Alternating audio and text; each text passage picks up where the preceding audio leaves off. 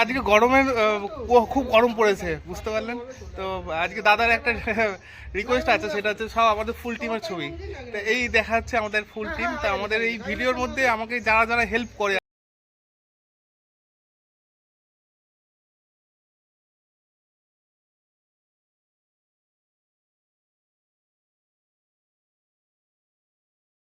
নমস্কার বন্ধুরা, চলে আসলাম আজকে একটা নতুন ভিডিও নিয়ে।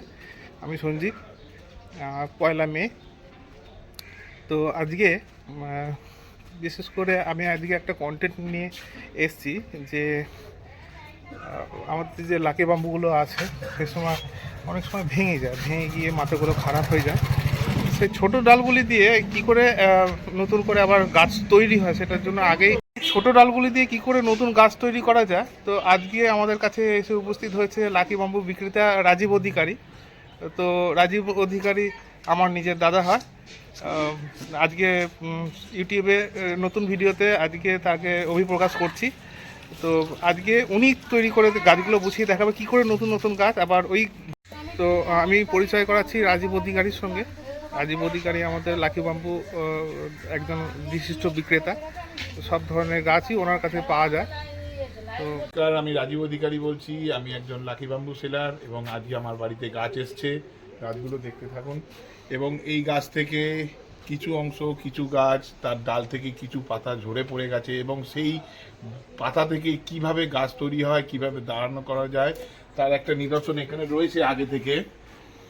এবার দেখাবো কিভাবে পটিং হয়। তো আমাদের কাছে চলে এসেছি, দাদা সমস্ত জিনিসপত্র নিয়ে বসে পড়েছে এইখানেতে। তো দাদা কিন্তু সবার আগে একটু কোকোপিট নিয়ে নিয়েছে।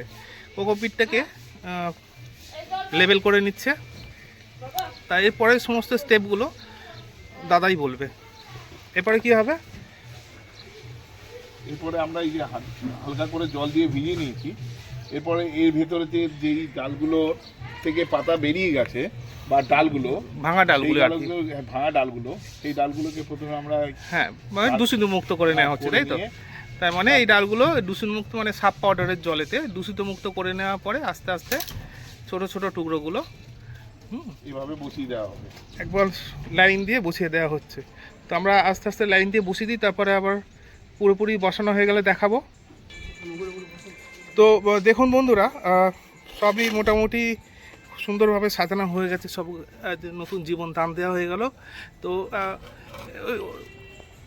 তো এখন কি করা হচ্ছে, এখন সাব পাউডারের যে জলটা আছে কিছু কিছু করে দেওয়া হচ্ছে, যাতে পুরো জায়গাটা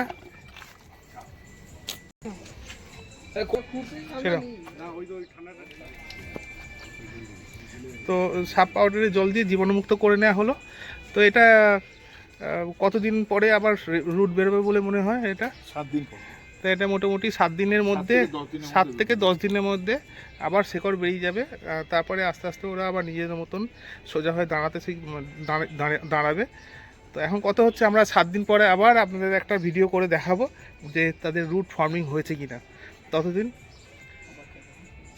তো আজকে গরমের খুব গরম পড়েছে, বুঝতে পারলেন তো।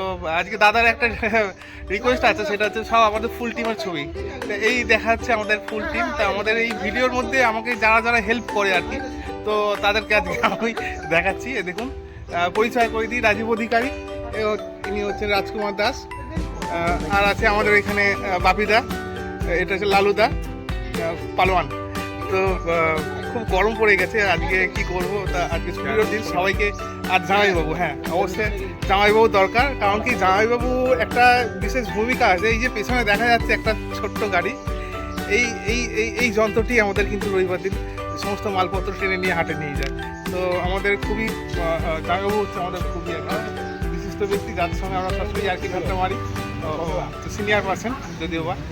তো আজকে ভিডিও, আর সত্য কথা, আজকে বিশেষ দিন, ছুটির দিন, মে দিবস, শ্রমিক দিবস।